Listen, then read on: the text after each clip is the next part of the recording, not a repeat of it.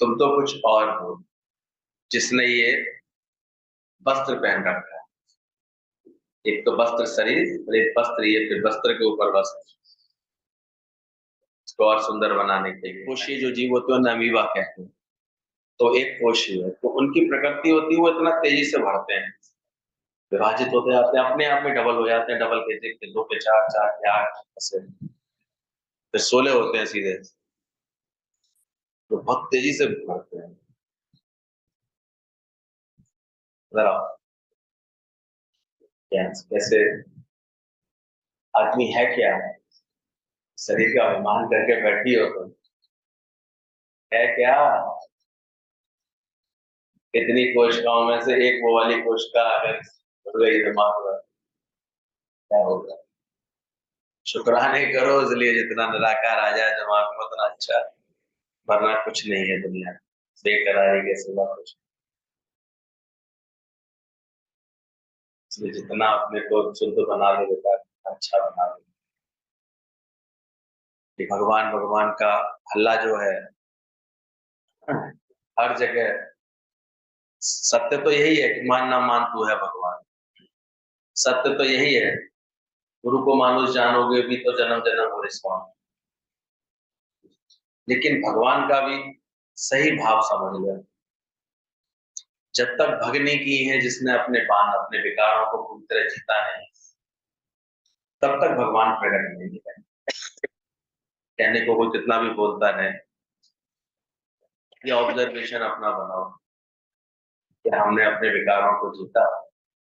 क्या कोई भी भगवान कह रहा है या कहलवा रहा है क्या उसने विकारों को पूरी तरह जीता है? नहीं जीता है कोई भगवान नहीं। वो अभी देह अध्यास में ही है, जीव भाव में ही है। वो एक, बाकी तो फिर कितनी ठग विद्या चल रही है आजकल, देख देख करके कितना हैरानी लगती है। तो सत्संग की ये सुंदर समझ, यहाँ गुरु तुम्हारे अपने मूल तत्व से तुम्हें इतना प्यार करा देता है, तुमको कैसे गुरु की समझ मिल जाती है, तो कैसे फिर मैं मेरे से असंग होते हो, कैसे तुमको अंदर से सही समझ आ जाती है, कैसे अंदर में शक्ति आती है, कैसे तुम आनंद स्वरूप हो जाते हो, अपनी मणि आनंद मणि तुमको अपने भीतर ही मिल जाती है और तुम्हें कहीं भटकने की जरूरत नहीं पड़ती। लेकिन वो सच भी हमको सही तरह से मिले नहीं तो मिक्स बातें, अगर चढ़वा अगर कर लिया गुरु जी कहते थे तो फिर गड़बड़ हो। इसलिए चकमक यूं न जगती है न यूं ज्योति चमकती, क्योंकि पड़ी आदतें पुरानी ना बातों से बदलती नहीं। निरंतर अभ्यास और नित्य वैराग, नित्य अभ्यास और नित्य नित्य का यानी रोज इस वैराग्य का अभ्यास, जितनी बात चल रही थी ये हमको थोड़ी सी उन्नति देता है जीवन में। और जहां ऐसे माहौल में तुमने अपने को रख लिया, कभी ये आकर्षण, कभी ये रस, कभी ये भोग, कभी ये बातें, तो मन को सारे समय वही अगर खाने लगी तो फिर ये राह बड़ी मुश्किल होती है, इसका नहीं चल पाती, मन भटकता सही है। इसीलिए बार बार अभ्यास में बना लो कि मन को बार बार मुझे आत्मा का ही अभ्यास करना, तो आत्मा की राह है, इस तरफ मोड़ना है। और वो भी बहुत समझदारी से, ऐसे बावले होकर के नहीं कि गाड़ी की मिट्टी और पैर की मिट्टी के चक्कर में देखो किसी दुर्घटना, केवल भीड़ तंत्र बन जाता है, ऐसा ज्ञान नहीं बनने देना कहीं पर। अपने से जुड़ना, अपने में बनना, हमेशा पूरे सही भाव से ऐसे चलना, अंदर से अपने को मजबूत बनाना, अंदर ही अंदर अपने पैरों पर खड़े होना। जो पैरों में झुकाते हैं ना, कभी सच्चे नहीं होते। दादा जैसा अब तक गुरु नहीं होता है ना। एक माई जब झुकने भी आई पैरों पर, दादा ने डांट लगा के भगाया, हटाओ इससे, हटाओ, ये मेरे मुझे चुराने आई है, मुझे चोर आई है, चोर है। जहाँ ऐसी समझ ना मिले मत बैठना, नहीं तो बहुत दुख को बन जाता है। कैसे दिमाग उनके बरगला देते हैं, सब बातें ऐसी आ जाती।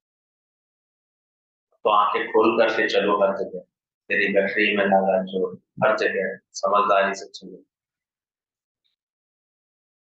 तो दुनिया में ये है, सत्संग है तो बहुत पवित्र शब्द, क्योंकि सबसे ज्यादा बदनाम इस समय यही हुआ पड़ा है, ध्यान रखिए।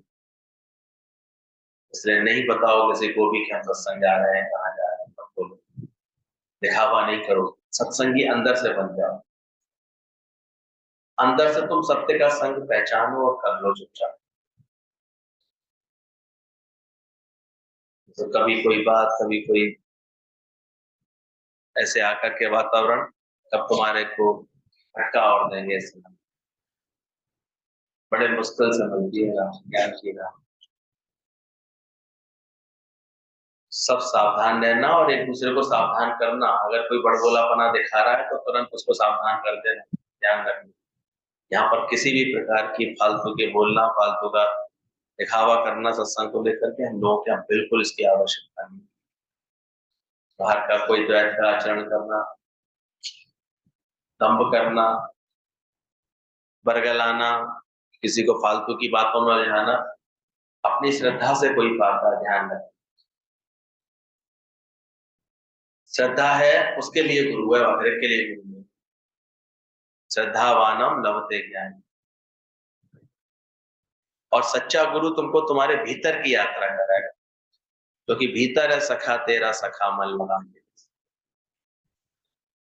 वो बाहर नहीं भटकाएगा। बाहर ढूंढे सो भरम लगाए। जैसे वो व्यक्ति कल बताया ना, सबसे सुरक्षित जगह उसने कौन सी समझी? शेर का पिंजरा। उसी पिंजरे में आकर के बैठ गया, क्योंकि शेर इस पिंजरे से छूट के सब जगह जाएगा, पर इस पिंजरे में ही नहीं आएगा। इस सुंदर समझ के साथ भगवान भी कहाँ छुप के बैठ गया। वो जानते थे तो सेठ ने पैसा कहाँ छुपाया था? उस ट्रेन में चोर के तकिए में ही छुपा दिया था। बोले ये नादान हर जगह देखेगा, हर जगह ढूंढ लेगा, लोभ में लालच में आकर के हर जगह मेरे पैसे को ढूंढेगा, और नहीं ढूंढेगा तो अपने बिस्तर में, अपने तकिए में नहीं ढूंढेगा। इसलिए जब आखिरी स्टेशन आया तो सेठ ने बड़े आराम से उसी के तकिए से निकाल के अपने पास रख दिया। वो हैरान रह गया, आपने इतने दिन पूरे 24 घंटे से मेरे पास ही था सारा पैसा, तेरे ही घट में खुदाई है। ऐसे ही भगवान जानता है भटकने वाले जीव, तृष्णा के अधीन जीव, इच्छा वाले मन वाले जीव, सिर्फ भटकोगे और कुछ नहीं करोगे, झूठी आशा के सवाली बने रहोगे। तो सच्चे गुरु की बात समझेगा तो भीतर आएगा, भीतर आएगा तभी कर जाएगा। समझना इस बात को। ऐसे ही चित्त को, स्थिरता को शांत करना चाहते हो तो एकांत, दुनिया में लोग एकांत चले जाते हैं, संन्यास ले लेते हैं, आश्रम में चले जाएंगे, गुफा में चले जाएंगे। ज्ञान के अनुसार ये सब पलायनवाद होता है। जहां हो वहीं ढूंढो, क्योंकि जहां सुई खोई है वही ढूंढेगी माई, तो उसको मिलेगी वरदाने। कोई है अपने व्यवहार में, कोई है अपनी सोच समझ में, खोया है अपने ख्यालों में, मिलेगी कहाँ शांति? मिलेगी कहाँ? उसी में मिलेगी, और कहीं नहीं। इसलिए कुछ सत्य हैं उनको बिल्कुल काट के समझना, नहीं भटकने से। कोई किस चीज में वो पहचान हो, गुरु ने किसमें? जब तक मोह तुम्हारा प्रेम में पूरी तरह नहीं बदलेगा, शांति। जब तक कामना का इच्छा अंदर से पूरी तरह तुम खुद नहीं अपनी निकाल दो, निश्चिंत हो जाओगे, निरीक्षा हो जाओगे, निष्काम हो जाओगे, तो वो शांत स्वरूप तुम खोलिए, आनंद स्वरूप तुम खोलिए। समझना चाहिए कहाँ से ले। निरभिमान खुद होना है। ये तो अभिमान तो हर जगह टकराता रहेगा, हर एक के साथ टकराता है, हर जगह फिर दोष देख लेगा। अपनी सच्चाई सफाई में तुमको रहना है, दुनिया को मत उंगली उठाओ, वो ऐसा करते हैं वैसा। तुम्हें अकल होनी चाहिए, तुम्हें कैसे आ रहा है, कैसे चल रहा है। कल को दोष मत लगाना, दुनिया तो अपने स्वभाव में पूरी है, त्रिगुण में भी माया है, तब किसकी माया है। हमें सत्वगुण पसंद आया है, तो हम अपनी सत्वगुणी प्रकृति खुद बनाएंगे, दुनिया ना बदले बदल जाए, तब हमें मिलेगा परमानंद। ज्ञान को चारों तरफ से सही समझ,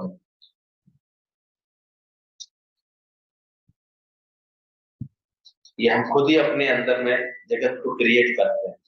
कल भी कितना क्लियर किया था ये बात कि अपार समुद्र रूपी विषय रूपी पवन के शांत होने पर जैसे झंडा हिल रहा था, तो वास्तव में क्या हिल रही थी? हवा। हवा ना हो कुछ नहीं हिलेगा। सागर तो शांत स्वरूप है, पर हवा के संपर्क के कारण अनेक लहरें उसमें से उठती हुई दिख रही। तो सारी हलचल इस विषय रूपी चित्त पवन की है। इसलिए मन को विषयों से जो मोड़ता जाएगा उसी का चित्त शांत होता जाएगा, और कोई तरीका दूसरा है ही नहीं। विषयों से मन को हटा ले। ये तो विषय ऐसे है, कभी इधर आकर्षित कभी इधर आकर्षित करते हैं। और चित्त रूपी पवन के प्रभाव से विषय जो है चित्त को हलचल में लाते हैं। चित्त तो शांत है, सत्य चित्त आनंद रूप है तुम्हारा, लेकिन हलचल क्यों आती है, अस्थिरता क्यों, इसको भी पहचान। किसके संपर्क से? इसलिए ज्ञानवान इसको धीरज रखता है, इसको शांत रखता है, अपने दीपक को ऐसे शांत स्थान पर रखता है, बिना हवा वाले स्थान पर। कहते अपना दीपक अगर तुम्हें जलाना है, तुम कहाँ रखोगे उसको? ऐसा उपाय करो कि हवा ना लगे उसको, किसी आड़ में, किसी ओट में, किसी कवरिंग में उसको रखते हैं, ढक के रखते हैं, तो वहां हवा ना पहुंचे। ये चौराहे पे रख दोगे, चारों तरफ से हवा, वहां तो दीपक बुझना ही बुझना। ये जो ज्ञान का दीपक गुरु जलाता है, उसको भी हमें कहाँ रखना है, उस वृत्ति को कैसे रखना है? सुन के तो गए यहाँ से, वृत्ति को रखना मेरे मनवा संभाल के, और कैसे संभालना? दीपक को कहाँ रख देती है कि खुद जो है रमज लगाओ, खुद युक्ति लगाते हैं। कोई जोर जबरदस्ती गुरु नहीं छुड़ाता, लेकिन हाँ जो सही युक्ति लगाते हैं अपने जीवन में, सही अभ्यास से चलते हैं, वो फिर अपने ज्ञान के दीपक को हमेशा जगा सकते हैं, नहीं तो फिर रुक जाते हैं। और ज्ञान के घुसते ही जहाँ विषयों का अंदर चला, तो फिर तो नई नई दुविधाएं रोज जगत में रखते हैं, रोज तुम अपने जीवन में। तो थोड़ी बहुत शांति हमने गुरु की प्रभाव से पाई भी है, वो खत्म होने में देर, शांति मिलने में देर थोड़ी लगेगी। इसलिए बहुत सावधान। क्यों इसलिए बोला गया है कि हमें अपना मन समय समय पर गुरु को जल्दी जल्दी बेचना चाहिए, गुरु के अनुसार ही चलना चाहिए, गुरु की बात माननी चाहिए, गुरु से रमज लेके चलनी चाहिए। गुरु के द्वारे तेरा आना ही बहुत है, समझना चाहिए, बदलना चाहिए। ये तो अंदर जो भरा पड़ा है, ये अंदर का सारा पुरुषार्थ है, जब अपने भीतर यात्रा कर सकते। जहाज पर एक यात्री था, अचानक तूफान आ रहा, कहते हैं चिल्ला रहा था, तूफान आ गया, बच जाओ सब बच जाओ, पर एक बड़े मजे से खड़ा रहा। कहता क्या बात है भैया, मैं नहीं बचना, तेज तूफान आ रहा। बोले मुझे क्या दिक्कत है? बोले ये जहाज डूबा जा रहा है, पूरा जहाज डूब जाएगा ऐसे, तो मैं क्या करूं? इसकी जले हुए बचता है, मेरा थोड़ी जहाज है। उतना निश्चित। बोले तू भी डूब जाएगा इसके साथ। तो वो भी बोले देह का हिसाब है, मुझे इससे कुछ लेना है, उतना ज्ञानवान था। लोगों ने कहा भाग नहीं रहे, भाग नहीं रहे। बोले भाग चुका हूँ, कब का भाग चुका हूँ। बोले कहाँ भागे हो आप, कहीं तो आप तो शांति से बैठे हैं यहाँ। बोले बस यही है अंतर, तो बाहर की भागा दौड़ी को समझते, मैं अपने भीतर था। तो वो कौन से पिंजड़े में जाके बैठ गया? वो जानता चित्त की वृत्तियां बाहर भागे। दुनिया में लोग बहिर्मुखता की वजह से बाहर भागे, ज्ञानी काम होता, उसका सारा आनंद उसके भीतर है। वो अपना रस इतना पीता, आप ऊपर आप हम आशिक हैं। ये अभी भी जो लगता है ना, जो बार बार किससे प्रभावित हो गए, इसके स्वभाव से प्रभावित हो गए, ये तभी तक अभी ये दृढ़ता नहीं आई है। जिस दिन अपने पर आशिक होना सीखोगे, अपने स्वरूप पर, तेरा रूप अपार, क्या नहीं है तू, उस पर एकदम मुग्ध हो जाओ, तो अपने आप ही भटकन सारी खत्म। फिर तो अपने आप ही सब उलझन मिटा दे, मिट जाती है अंदर। फिर भले ही अभी तो डर है तुम्हारे को, किसी गलत संगत में रहूंगी तो मैं ना गलत हूँ। और जब इतना रस अपने में आ जाएगा, तो कहीं भगवान रखो, कैसे भी रखो, वैसे तो जाएगा ही नहीं गलत संगत में, गलत जगह रहेगा ही नहीं। लेकिन अभी कभी दिन दो दिन ऐसे आ जाता है, कभी ऐसे प्रभाव, उसको भी प्रभाव नहीं पड़ता। वो इतना अंदर से पक्का रहता है, उसका उठना बैठना चलना फिरना खाना पीना खुद अपने हिसाब से, वो विवश नहीं है। जो चीजों को ठीक करना आता है, अपनी हेल्दी डाइट लेना हमको नहीं आना चाहिए। हम दोष लगाए किसी ने, इसने नहीं हमें अच्छा खिलाया, उसने नहीं अच्छा, तो सीख लें, तो समझें, खुद कह करके अपना ठीक करा लें, खुद आना चाहिए, खुद हमारा सिलेक्शन अच्छा है। अभी गए तो देखा हमने कि वैरायटी थी, अब तुम्हें जो खाना है वो खाओ। तो समझदार लोग थे, फल उठा रहे थे, कॉम्प्लेक्स खा रहे थे, पौष्टिक कोई चीज खा रहे थे, बाकी तो उन्होंने तो सब परोस दिया। ऐसे संसार में सब परोसा हुआ है, हर तरह की चीज है। तुम्हें तो अकल होनी चाहिए, हमें क्या लेना, हमें वो ही उठाना है, आसक्तियां ही उठानी है, या निरासक्त भाव भी समझना है, ये हमारे को समझ में आना चाहिए। खुद अपने को देखना चाहिए इसमें। तो अंदर देखना, ज्ञानी से विचलित नहीं होता है, इसलिए वो देह से भी अपने को अंदर से असंग करके बैठता है। उसकी अपनी सगी नहीं देह, वो इसके साथ भी ऐसा अभ्यास करता है, ये भी मेरी सगी नहीं। One day this body will leave, ये छोड़ेगी मुझे, जाएगी जाएगी, इसमें परिवर्तन आएगा ही आएगा, चाहे कुछ भी उपाय कर। देखते देखते ये कब ये अपने अवस्था परिवर्तन करती है, कब बचपन जवानी में बदल जाएगा, जवानी वृद्धावस्था में, वृद्धावस्था फिर सीधे मौत की अवस्था। ये परिवर्तन इसका लगातार चालू है, इसलिए वो इस पर मोहित होता ही नहीं है, ये मैं हूं ही नहीं। मैं तो वो सत्य हूँ जिसका नाश नहीं होता, जो कभी अब बदलता नहीं, वो साक्षी भाव। बार बार ऐसा अभ्यास करके वो अपने देह भाव को अलग हटाता है। इसमें क्या सुख है, इसमें क्या सुख। तो देह भी सगी नहीं है, देह भी जगत है। शरीर के सारे अंग आपका साथ छोड़ देंगे, 40 की उम्र होते होते दांत आपका साथ छोड़ देंगे, सुनना बंद कर देंगे, नजरें आनी बंद हो जाएगी, आप नहीं बचा पाएंगे, मेमोरी भी चली जाती है। आप उसके भी जानने वाले हैं, होना है वो होके रहेगा। यही तो अंतर है दुनिया में। लोग इस सत्य को नहीं समझेंगे, तो ये बदलते हुए शरीर के साथ वो खुद भी फिर वृद्धावस्था तक आते आते बेचारे बड़ी निराशा से मर जाते, विषाद युग लग जाता है उनको। ये तो कोई गुरु की बात ठीक से समझ ले, तो बुढ़ापा फिर विषाद के लिए नहीं होता, किसके लिए होता है, प्रसाद के लिए। उनका बुढ़ापा प्रसाद की भांति बन जाता है, और सबको वो प्यार से बांटता है, वो अपने ज्ञान का प्रसाद। पता नहीं तुम्हारा क्या होने वाला है, विषाद या प्रसाद, ध्यान रखना इस बात। ये तो जहां इंद्रियां शिथिल हुई, अब आंखों से नहीं दिख रहा, तुमने बंद हो जाए मान लो।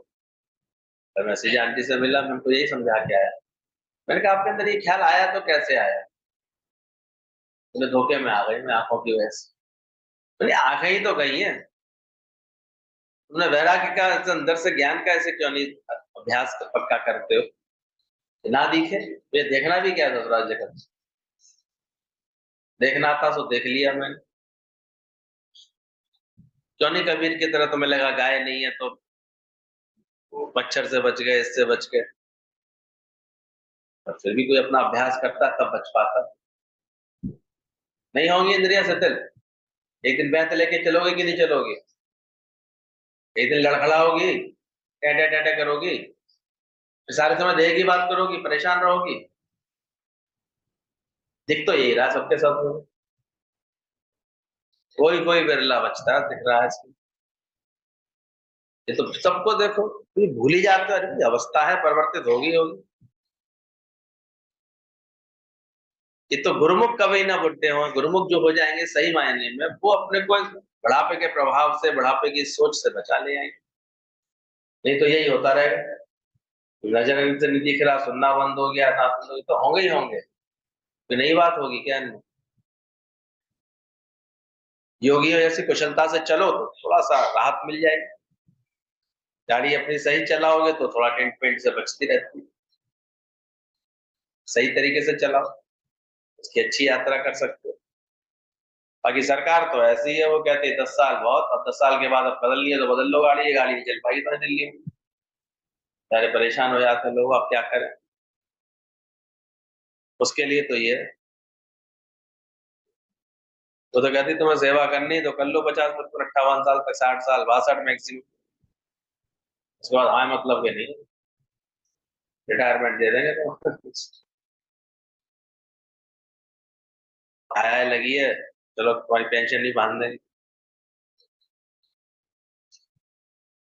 क्योंकि लूट मचाने तो तुम्हारी है सरकार, ये भी कर देंगे तुम्हारा।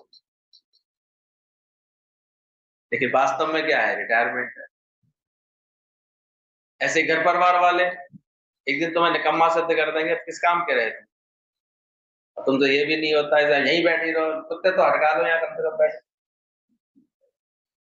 तुम उनके घर का एक कमरा भी घेर रहे होगे तो तुम बुरे लगोगे उनको। नहीं पता ये बात? अरे सब तुझको छोड़ कर देंगे, नाता ही तोड़ कर देंगे। ये बदलाव आएंगे कि नहीं आएंगे? बड़े सियाने हैं, चतुर, एकदम बाल काले करते हैं, दांत नए लगाते हैं, एकदम वाले चेहरे को ऐसे मस्त बनाते हैं, ऐसे जो है फिट होके चलते हैं। कर लो ये भी उपाय, कर लो कितने दिन, लेकिन फिर भी रहना नहीं देश बेगाना है, अपनी सगी नहीं दे, ये भी पक्का रखते रहना। मेमोरी भी चली जाएगी, आप उसके भी जानने वाले हैं। होना है वो होके रहेगा। शरीर के गुणधर्म शरीर में जो हो रहा है मैं देख रहा हूँ, मेरे में नहीं हो रहा है, यानी विचलित नहीं होता है, ये जानता है बस। मनुष्य का स्वभाव है, या तो कुछ पकड़ेगा या छोड़ेगा, या तो भोगी बनता है, बंगला हो जाए, गाड़ी हो जाए, उसकी एक्सट्रीम में चले जाते हैं। कितना भी मिल जाए फिर इसको संतुष्टि नहीं आती। पराया जनक संन्यास लेकर के नहीं गए, वहीं बैठे हैं। आप मान रहे हैं मेरा पति, मेरी पत्नी, मेरी माँ, मेरे बच्चे तो सब आपका सब कुछ है, फिर मैं बात ना करूं, करने में आ गए, त्यागी बन रहे हैं। अगर भोगी बन रहे हैं तो त्यागी ये भी सहज योग है। इसलिए समझना, सकल के मध्य सकल ते उदास। पहले बन के बैठते हैं, आसक्त होके बैठते हैं, फिर एक दिन कुंठित होके कहते हैं अब मैं बात नहीं करूंगा। दोनों ही अज्ञान है। करना ना करना दोनों अज्ञान आया। इसलिए ध्यान रखना, ध्यान ज्ञान यहाँ ठीक से समझना। मैं इससे ज्यादा बोलता हूँ, मैं इससे नहीं बोलूंगा। सहज क्यों नहीं रहते? पूछे तो थे, कोई बात है तो बताओ, बाकी ज्ञानी अंदर शांत है। वो सकल के मध्य पर सकल थे उदास। उदासीन यानी न्यूट्रल है, वो प्रभावित नहीं हो रहा किसी से। उदास का मतलब ये नहीं कि किसी से खफा है, परेशान है किसी से, पर वो न्यूट्रल है। दोनों का अंतर समझ लेना ठीक से। वो घर परिवार में है, अपने सब सब कारोबार में, सब में है, लेकिन कैसा है? सकल के मध्य सकल थे उदास। जो कुछ भी हो रहा है बहुत अच्छा हो रहा है। कौन कौन इस तरफ यात्रा कर पा रहे हैं? ये अभी भी जो है किसी में दोष देखा, किसी की गलती देखी, किसी में खराबी देखी, कुछ अच्छे देखे, कुछ बुरे देखे, और अपने घर परिवार में ऐसे नरक बना लिया अपने लिए। कुछ बुद्धि में सुधार हो रहा है तो सपने में आके गुरुजी कहेंगे ही, तो सत्य निकल आएगी, अरे चिंता तो है बच्चों की। अभी तेरे बच्चे कहाँ से आए? ज्ञान नहीं पक्का किया अभी पूरी तरह से, उनकी अपनी प्रारब्ध है। अपने को ही देखो, तुम्हें अपना भी होश था, तुम क्या करोगी? कहाँ पैदा हुई, कहाँ शादी होकर पहुंच गई। वैसे जो भाग्य में लिखा है वो तो तुम्हें करना ही पड़ेगा। चिंता किस बात की कर रहे हो? मुझे चिंता है, ये ख्याल ही अज्ञान है।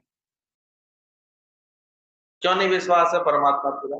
जब इस शरीर को इसकी प्रारब्ध मिली है, तो क्या बच्चों को नहीं मिलेगी, इनको नहीं मिलेगी? क्या भगवान उन्हें भूल गया उनकी प्रारब्ध बनाने में? छोड़ देगा भगवान उनको? अब कुछ समय कभी कभी वो अपनी नादानी से, लापरवाही से अपने कर्म पथ पर ठीक से चलते नहीं दिख रहे होंगे, वो भी अपने अहंकार की वजह से, झगड़े की वजह से। नहीं तो जो बच्चे हम देखते हैं सही दिशा में कदम रखते हैं, अपने को सही बनाते हैं, जो प्राप्त होता है उसको वही इनमें पर्याप्त लगता है या उसमें सही चलते हैं, वो कभी नहीं, कभी लड़खड़ाते नहीं, उनका तो जीवन बहुत अच्छा चलता है। उन्हें पता है अगर मुझे ये बनना है तो उसके अनुसार मेहनत करते हैं, ये पाना है तो उसका पूरा पुरुषार्थ कर। बाकी तो अपने तो पढ़ाना आता नहीं है, बाकी पिताजी ने हमें ये सुविधा नहीं करी, उन्होंने ये नहीं किया, उन्होंने ऐसा नहीं किया, तो ऐसे में क्या कर सकते? उसके बाद भी पहले रची प्रारब्ध भगवान ने उनकी इतना विश्वास रखा, कहीं ना कहीं भगवान ने उनकी प्रारब्ध बना रखी है, फिक्स कर रखी है। तो खुद भी संतोष में रहना चाहिए, और अगर वो तुम्हारी बात मानते हैं बाल बच्चे, तो उनको भी ये संतोष देना चाहिए।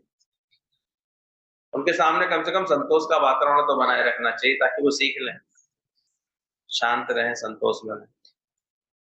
क्योंकि समय आने पर 12 बजे उनकी सुई आप उन्हें पहुंच जाएंगे।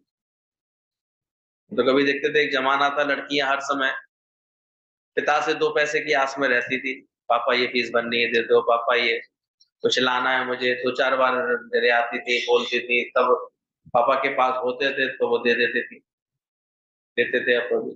और आजकल सीधी तनख्वाह लगती है ठिकाने। आजकल कितनी जो है पैसे की भी बेकदरी बढ़ गई है, और फिर कितनी गलत भी ऐसी आदतें पड़ जाती है फिर लोगों को। आजकल जो पढ़ा कमाने लगे बच्चे, फिर माँ बाप तरसते रह जाते हैं, बताए तो सही, तो कर क्या रही है, बताते थोड़ी, कम तक हो जाता। फिर तो धीरे धीरे इतनी सीक्रेट्स हो जाती है, बताएंगी भी नहीं। इतना माहौल खराब है दुनिया में, जाके बातें सुनो तो जैसे गुरुजी सही कहते दादाजी, कोई ऐसा नहीं है जो नौकरी के नाम पर जा रहे हैं बच्चे बाहर, क्या क्या कर रहे हैं सोच। बाबा बेचारे कोई रोज तो देख नहीं पाएंगे, वो तो ले दे करके फोन करेंगे, वो कहाँ घूम रही है, किसके संग बैठी है, क्या कर रही है, उनके कमरों में कौन आ रहा है, किसी को पता चल। और हमें तो लगता है गुरुजी सही कहते थे, एक सत्संग में किसी की लगन लगे तो सब टांग पकड़ पकड़ के खींचेंगे, और ऐसे कैसे भी वृत्ति उनकी खराब हो उसके लिए फिर छोड़, रह ले, कर ले, पैसे कमा रहे, पैसे कमा ले, और फिर उससे फिर उल्टाएं बनती हैं, बातें बनती हैं, जीवन बिगड़। या तो बचपन से ऐसे संस्कार मिले बच्चों को, इतने दृढ़ संस्कार मिले जो अपने को संभाल के रख पाए। नहीं तो दोस्ती के नाम पर, इसके नाम पर आजकल कितना चरित्र बिगड़ रहा है, कितना मन अटक रहा है। तो समझदार बनते चले जाओ अंदर से। अष्टावक्र के पहले प्रकरण में अष्टावक्र जी ने बात की, तो पूरा ज्ञान उन्होंने बताया।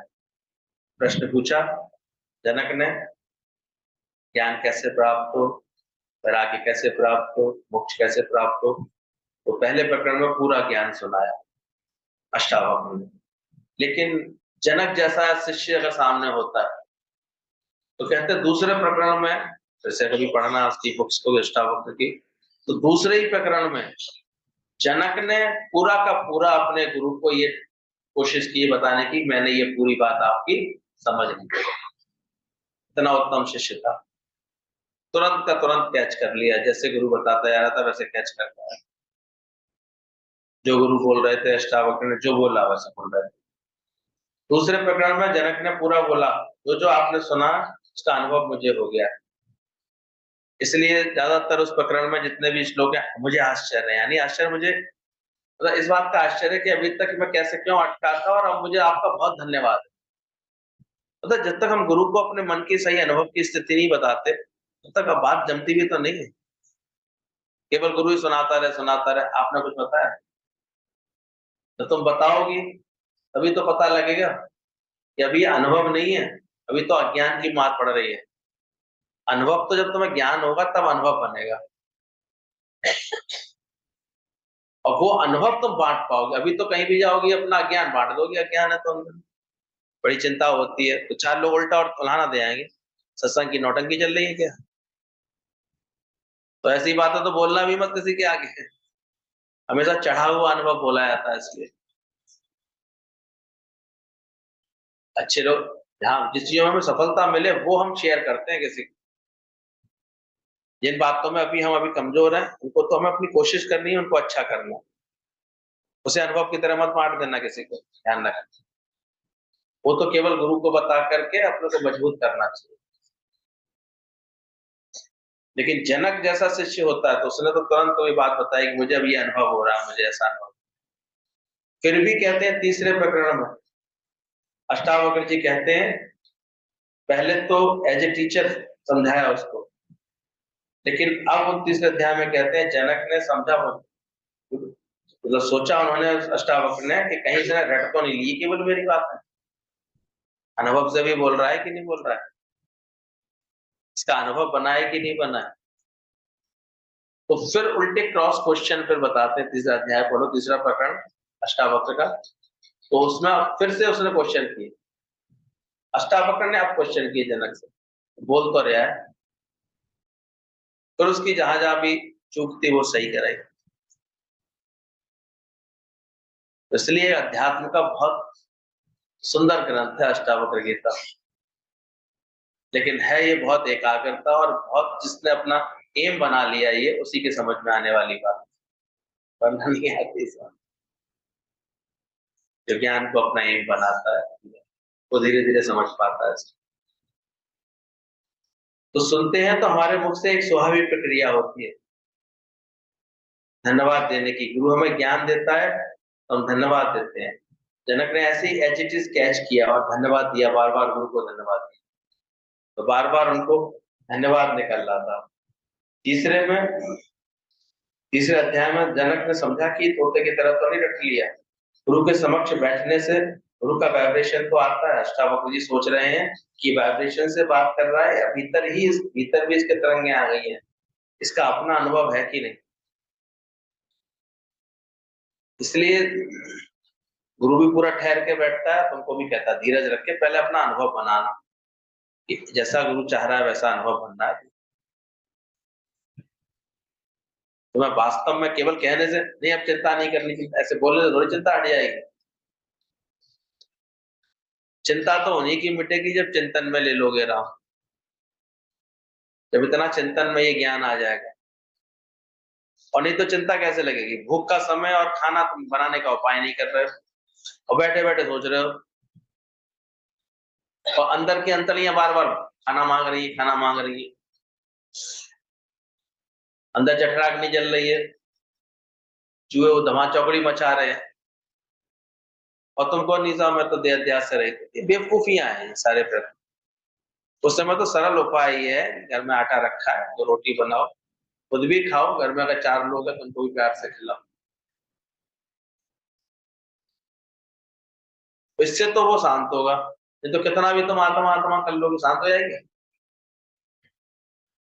तो ये बेतुके बातें, जब हम सही उपाय कर देंगे, सेट कर देंगे, सबको उसकी सेवा में लगा देंगे, एक दिन हम निश्चित हो जाएंगे, सबको संभाल कर लेंगे। नहीं तो नेचुरल सी बात है, जहां परमात्मा रह रहे हैं तो बार बार उनकी कोई ना कोई चिंता बनेगी बनेगी। पर अपने ज्ञान से हम अपने को निश्चिंत बनाते जाएं। समझे कि समय पर 12 बजे सुइयां मिलती, समय आने पर सब अच्छा होता है। उसको चिंता नहीं समझे अपने ऊपर दिमाग, चारों तरफ से बात को समझे। तो तीसरे में मतलब ज्ञान केवल रट के बोलने वाला नहीं है ज्ञान। कुछ लोगों ने बड़ी जल्दी ये समझ लिया, अच्छा दृष्टांत सिद्धांत तो हम भी सुना देंगे, तो सुनाने से उनकी हरी भरी हो गई क्या? वो तो जब आचरण करेगा वैसा, राजकुमार जैसा, सर्वहित का, सबको सुख देने का, तो होगी। और वरना इस बीच में आ गया तैश, बीच में आ गया क्रोध, तो फिर जो नेकाद पत्तियां निकलेंगी तो वो और बन जाएंगी तुम्हारी, नहीं होगी। ऐसे निकल आएगा क्या? अभ्यास करना पड़ेगा उसका। पितावान के लिए कहते थे, ये ऋषिवान बोलते थे कि इनको तैश दिलाया करो, इसको क्रोध दिलाया करो। ये सारे समय स्कार बांधे रहती है ना, इसलिए क्योंकि बहुत ठंडी है ये, तो इतने शांत स्वरूप सब भक्तों को ताकि किसी बात पर कभी आवेश है क्रोध नहीं आना। लेकिन सत्संग करते थे वो इतना सजग करने के लिए करते, यानी इतना मिथ्या जान करके अभ्यास किया होगा, नहीं किसी बात पर उनको आता था कि तभी प्रेम के ऐसे अवतार बन गए और इतना कार्य कर गए। विचार करो कि हमने अपने आप को इतना धीरज दिया, शांत किया, हर समय ऐसे चिंतन में खामा खा की बातें, तनाव जैसे ही बना पड़ा है, क्रोध जैसे ही अंदर में लगा पड़ा है, भुन रहे अंदर वाला, क्या फायदा हो? शांत करो, कोई शोर नहीं, दूर दूर करो कोई और। तो ये तीसरा प्रकरण में बताते हैं, अब जो चल आएगा उसमें उन्होंने बोला कि मैं चेक तो करूं इसको कि एज इट इज रट के बोल लिया है या वास्तव में इसने अनुभव में बनाया। अब अष्टावक्र जी उसके एग्जामिनर बन गए और उससे प्रश्न करते हैं। तो बोला जिसको गुरु से प्रेम होता है, प्रश्नोत्तर कौन करता है? ज्ञान के भी प्रश्नोत्तर आप लोग नहीं कर पाते, क्यों नहीं कर पाते? पता है इसका कारण? अभी इतना प्रेम नहीं आया है, ना ज्ञान को लेकर के ना गुरु को लेकर। आ जाएगा तो अपने जीवन बनाने का जब शौक होगा ना, तो अपने आप सहज प्रश्न निकलेंगे। अगर कहीं भी कोई उलझन है, कोई बात क्लियर नहीं है, कोई बात पूछनी है, किसी बात पर सलाह लेनी है, किसी बात पर गुरु से शेयर करना है या गुरु से कोई राय लेनी है, तो बड़े सहज होता है वो काम, क्योंकि प्रेम प्रेम में बताने और पूछने की क्रिया ऑटोमेटिक होती है। और जिसको प्रेम नहीं है तो फिर महीनों तक वो बेचारा कुछ नहीं कह पाएगा। अब आ तो रहा है सत्संग में, लेकिन यहाँ कौवा बैठा रहेगा, वो बोलने नहीं देगा उसको। तो बोला गुरु से प्रश्नोत्तर भी वही करता है, इसको गुरु से प्रेम होता है। फिर मानना वही शुरू करता है इसकी अतिशय श्रद्धा होती है। मान भी वही पाता, नहीं तो नहीं मान पाता। फिर जैसा गुरु बोले, जैसा हमारा जीवन बन जाए, ये होता है समर्पण। तीनों बातों को फिर से महसूस करना कि प्रश्नोत्तर पूछना, इस ज्ञान की जैसे एक बात पूछना, बात समझना, क्लियर करना, ये इसका प्रोसेस है और ये इस पर डिपेंड करता है आपका प्रेम कैसा है। स्वस्थ प्रेम है, अच्छा प्रेम है, हमें डर लगता है, कुछ कुछ डर लगता है, प्रेम ही नहीं है। नहीं तो पूछेगा सरलता से, सहजता से पूछे। हाँ, पूछने में ये जरूर बोला गया है कि उस समय ये जरूर हो अपने अहंकार को मिटा के पूछे, अहंकार रख के ना पूछे। पूछता है तो इसका मतलब उसके अंदर प्रेम है। और फिर बोला कि वो मानता भी कौन है गुरु की बात को, कौन अमल करना शुरू कर देता है, उसको अपनाना कौन शुरू कर देता है? जिसके हृदय में क्या होती है? श्रद्धा होती है। और फिर एक स्थिति आती है, जैसा गुरु कह रहा है वैसा वो करने लगता है, तो आप समझ लो उसके जीवन में पूरी तरह से समर्पण है। तो अपने आप ही चेक कर लो, प्रेम है कि नहीं है, श्रद्धा है कि नहीं है, समर्पण है कि नहीं। जैसे दिल बड़ा सन्नाटा लगा पड़ा है अभी, क्या है अंदर में?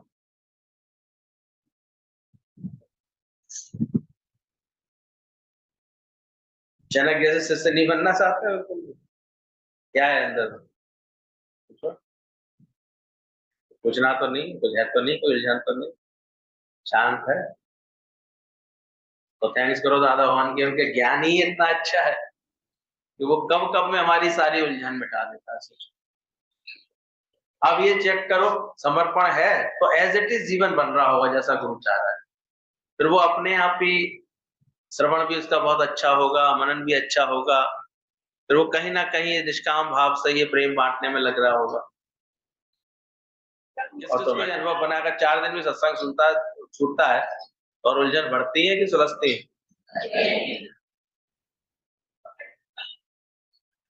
तो सत्संग अपने लिए आते हो कि कोई एहसान कर रहे हो मुझ पर?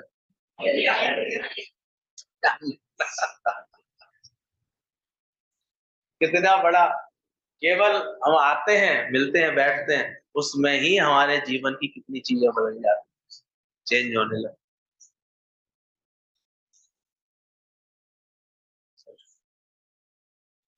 बस अहंकार ना करे और हमेशा ये भाव रहे तेरा प्यार खींच कर।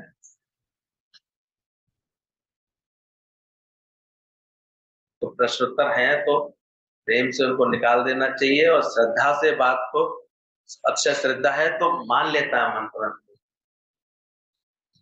अब ये समझ में ही नहीं आ रही कौन कौन गुरु की बात मान लेता है, कौन कौन है ऐसा श्रद्धा वाला एक आध बैठा मानेगा गुरु की बात कि अपने मन की मानते हैं? और समर्पण वाला तो उस पर चलने लगता है, अमल में ला देता है।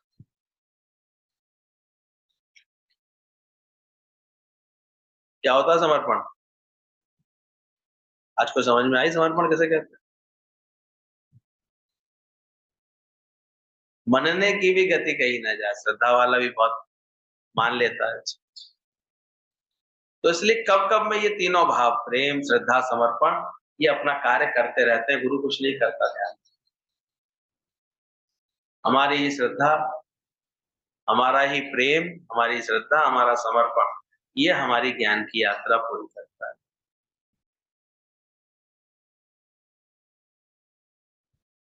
इसलिए ऐसा ही लाभ जब हम एक जड़ मूर्ति के लिए भी रखते हैं ना, तो भी देखो हमें अंदर बदलाव दिखता है अपने। ये तो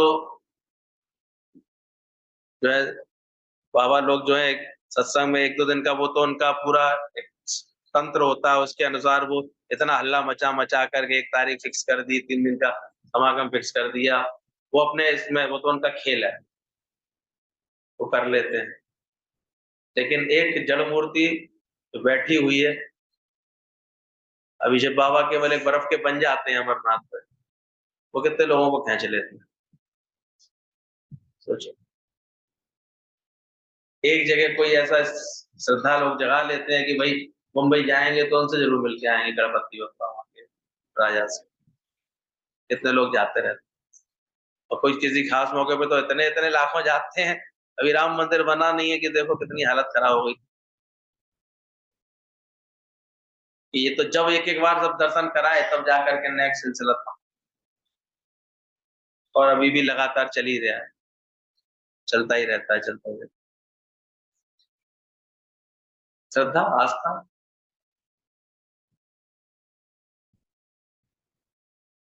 समझना। लेकिन लाभ भी किससे मिल रहा है? अपने ही तो लाभ लेके आते बेचारे रामचंद्र जी, क्या वो रामलला तो खेत में से खड़े हैं। तुम्हें कितना मजा आया था, अयोध्या आए थे, सरयू में भी नहाए थे, हमने ब्रह्मांडगढ़ी भी देखी थी, मार्केट भी देखा, कचौड़ी भी खाई, ये भी किया, खुद ही खुश हो रहे हो, अपना खर्च भी कर रहे हो, घूम भी रहे हो, परेशानी भी हो रही हो कि हमें टेंट में रुकना पड़ गया, तो खुद हो, वो क्या कर रहे हैं? और आया रेला तो कुचल के मर भी खुद ही रहे, तो दोष किस पे लगा रहे हो?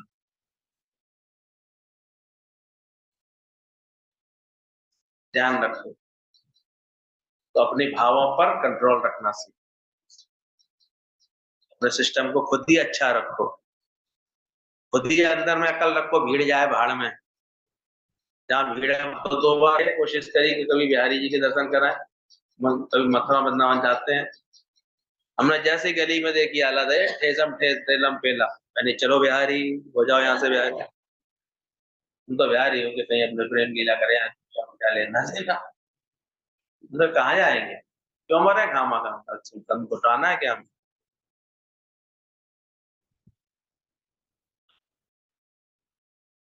बंदर चश्मा ले जाए, पंडे गालियां सुनाए, ऐसी कि गाय बजा, खुद ही अकल रखो ना, क्यों बेअकल बन रहे? पर क्या करें, दुनिया में सब ऐसी, किसी को फिर अंधश्रद्धा बोल दी, वो श्रद्धा नहीं रहे आपको, फिर वो एक व्यर्थ के आडंबर बन जाते हैं।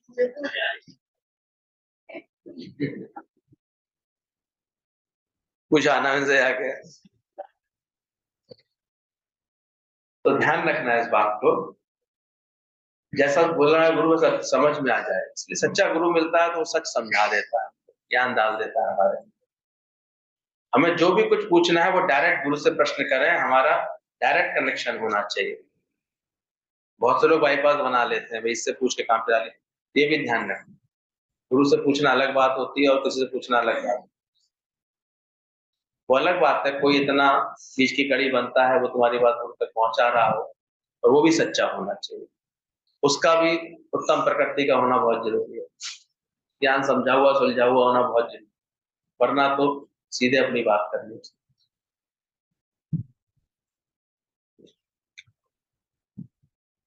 डायरेक्ट गुरु से प्रश्न करें, हमारा डायरेक्ट कनेक्शन होना चाहिए।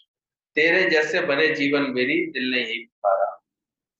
ये तीनों चीजों को देख से ठीक से समझना, प्रेम भी हो, श्रद्धा भी हो और समर्पण भी हो। अष्टावक्र जी और जनक का जो संबंध था वो सही मायने में गुरु शिष्य का था।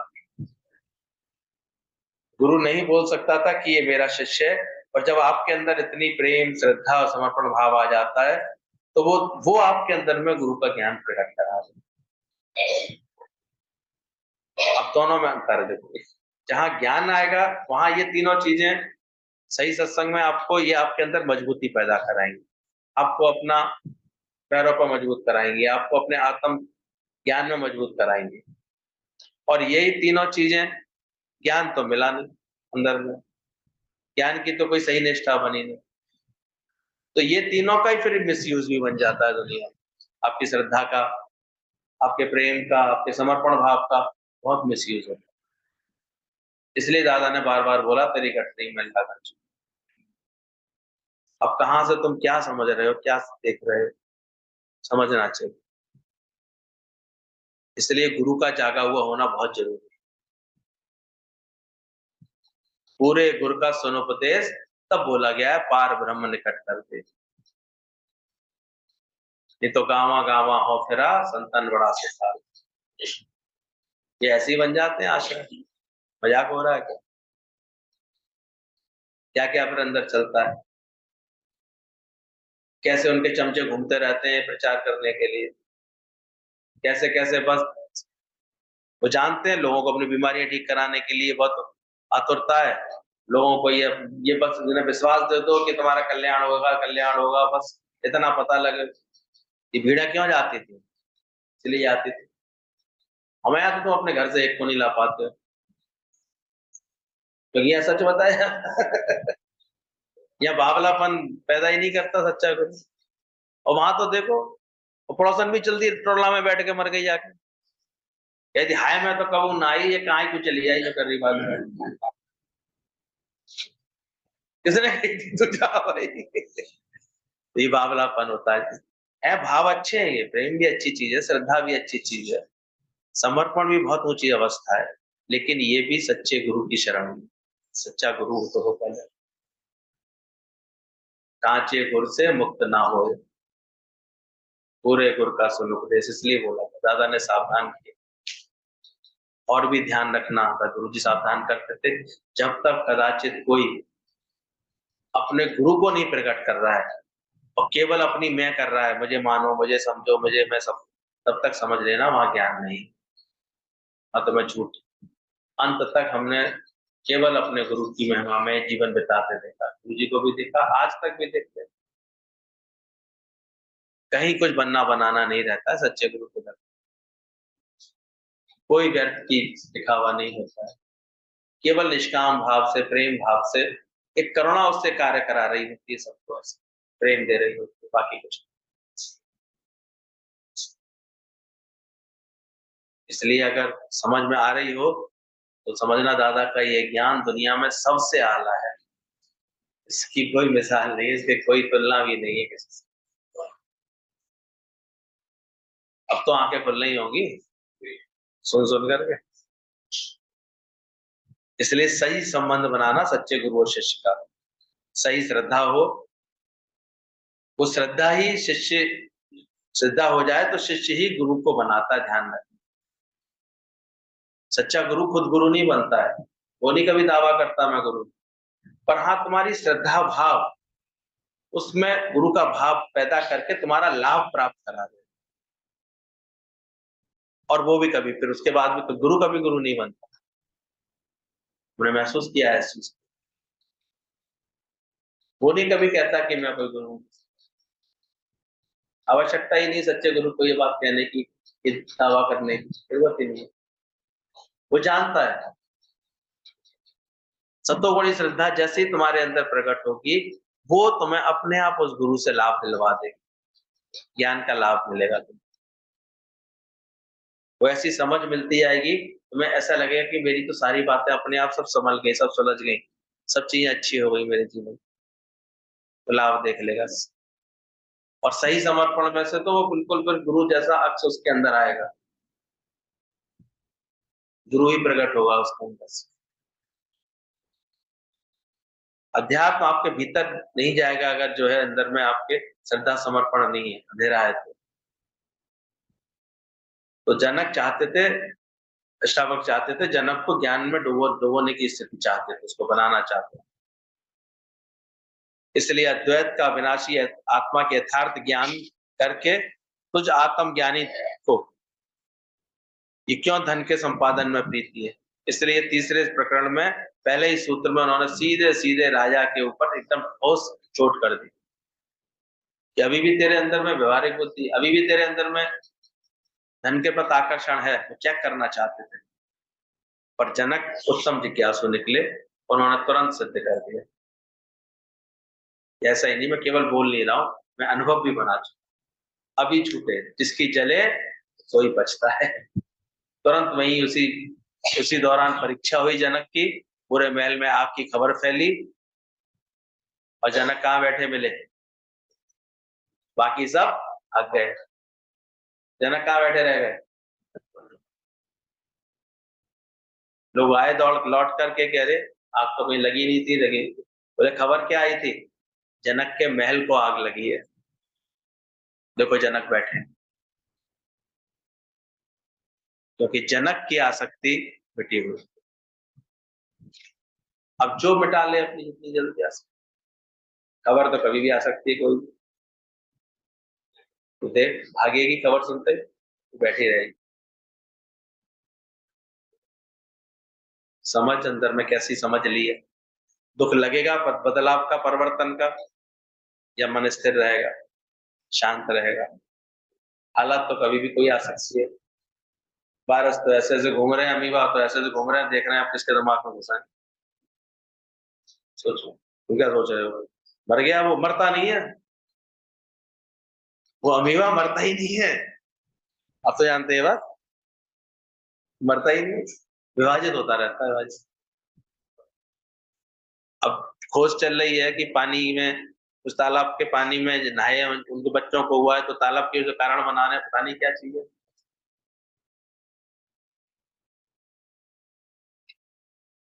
ये तो बहुत सारी चीजें ऐसी हैं। कोरोना आया तो लोग खोज में लगे, अब फिर खोज में लगेंगे डॉक्टर लोग, ये क्या चीज है, ये क्या हो रहा है। केवल बस तेज बुखार आता है, एक उल्टी उल्टी होती है, सर में तेज दर्द होता है, अगर दिमाग में घुस गया ये अमीबा।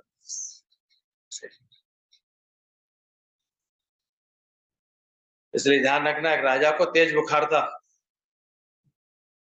बहुत कांप रहा था बेचारा। अरे, उसकी रानियां थी, कई रानियां थी, हालत खराब हो, सबकी सब सेवा में लग गई, राजा से स्वामी सबको होता है। अब राजा सब रानियों को लगे हम ज्यादा सेवा कर लें, हम कर लें, बिना स्वार्थ के तो कोई करता नहीं है वैसे, तो सब कर रही थी। अब राजा कांप रहा था पूरी तरह, तेज बुखार था। अब वो सब ठंडे पानी की पट्टियां लगाने की होड़ कर रही थी, कभी एक लगाए, कभी दूसरी लगाए, पैर पे लगाए, हाथ पे लगाए, इस पे लगाए। तो सेवा कर रही रानियां तो, कि चूड़ियां बहुत सारी पहनी हुई थी एक रानी ने, तो खन खन खन खन की बहुत तेज आवाज आई। तो जब तेज तबीयत खराब होती है तो नेक भी खन खन बर्दाश्त नहीं होती है, नेक भी इतनी शांति अच्छी लगती है उस समय। तो राजा ने टोका, ये किसकी आवाज आ रही है? तो रानी ने धीरे धीरे चूड़ियां हाथ उतारनी शुरू कर दी, केवल सुहाग के रूप में एक चूड़ी रह गई। ये सब राजा देख रहा था, कोई चंदन लगा रहा था, कोई कुछ लगा रहा था, लेकिन सारी प्रक्रिया को देखते देखते कि एक एक चूड़ियां उतरती गई और आवाज खत्म, एक चोली में कोई आवाज नहीं रह गई। कहते राजा के अंदर एकदम से ज्ञान का अंदर से प्रकाश जागा, उसका बुखार जब उतरा, थोड़ी सी ताकत आई, तो खड़े होकर राजा कहता है अब मैं जा रहा हूँ। उसे एकदम समझ में आ गई बात, क्योंकि अभी भी मैंने सीख लिया, इतना शोर था चोरियों का जो मुझे तंग कर रहा था, उलझा हुआ था, इरिटेट कर रहा था। अब मुझे बोध हो गया एक में कोई आवाज नहीं है, मुझे ये रानियां धन राज्य कुछ नहीं चाहिए, मैं जा रहा हूँ। प्रसन्न चित्त होकर के राजा निकल गया। छोड़ी की खनखन, साहेबान क्या होगा तुम्हारा, कब निकलोगे खनखन से दूर? सोचो। सुनो मत, बहुत हिसाब किताब कर ली, इतने हिसाब किताब करने से कोई फायदा नहीं हुआ। सौंप तो पीछे बैठा है, तू जाने दे रहा, तुम्हें निकलना है, उसको बना दो बेवकूफ। और कहीं वो तुझसे ज्यादा चतुर निकला, चाबी तेरे हाथ में दबा दी।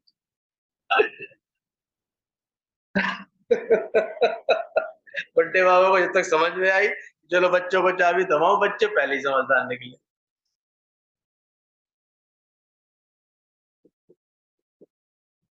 इसलिए त्यागना है तो अंदर की आसक्ति का त्याग करना। राजा को तो एनलाइटमेंट हो गया, निकल गया, लेकिन प्रसन्न चित्त होकर, तो खुशी से ख्वाह।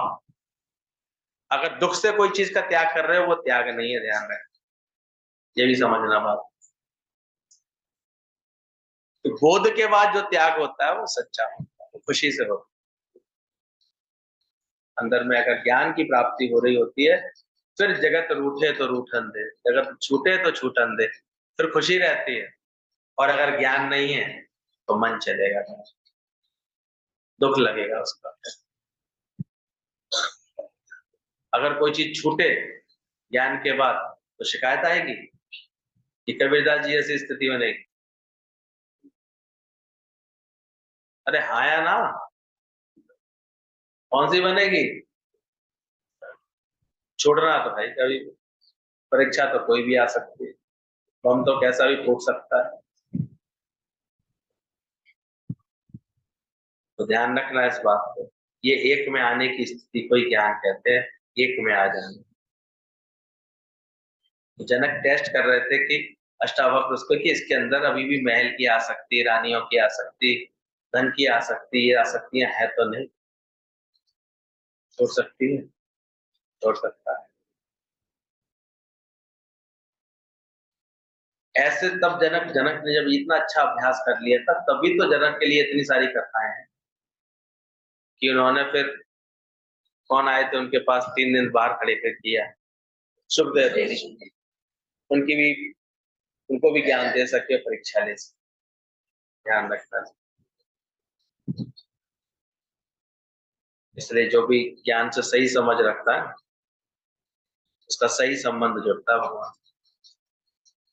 दुनिया में बोला ये सिद्धांत एक में आ जाता है, आत्मा की तत्व दृष्टि से एक अविनाशी ज्ञान को जानने से, फिर उसकी संसार में जो धन के पीछे मनुष्य पागल हुआ है, और धन की भी बड़ी वैरायटी होती है, ध्यान रखना, केवल पैसा धन नहीं है, संबंध भी एक तरह से धन होता है,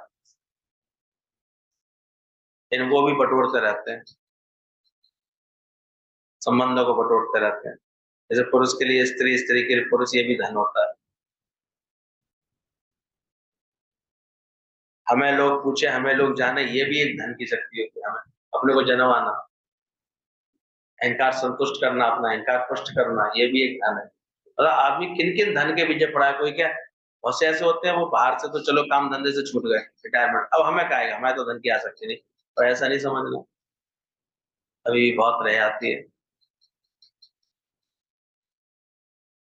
मन तो नहीं चलेगा मौसा जी किसी बात, वो भी आसक्ति छोड़ो।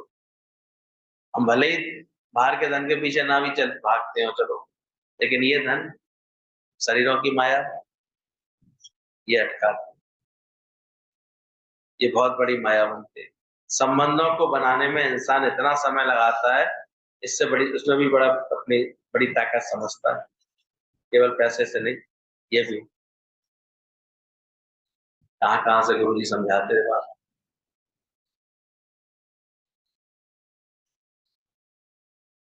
तो कठिन हो रही है, क्या आ रही है समझ में?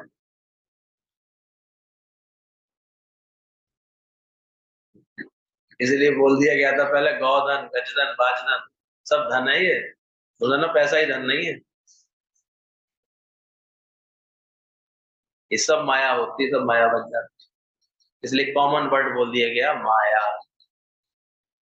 सारी माया की आसक्ति धीरे धीरे हम हटा पाए, निकाल दें, उस राजा की तरह एक में आने का, एक से उसको ऐसा ज्ञान आ गया, वो निकल लिया, मतलब छूट जाए अंदर से, कोई बात कोई ख्याल से फालतू सताए, दुखी ना करे।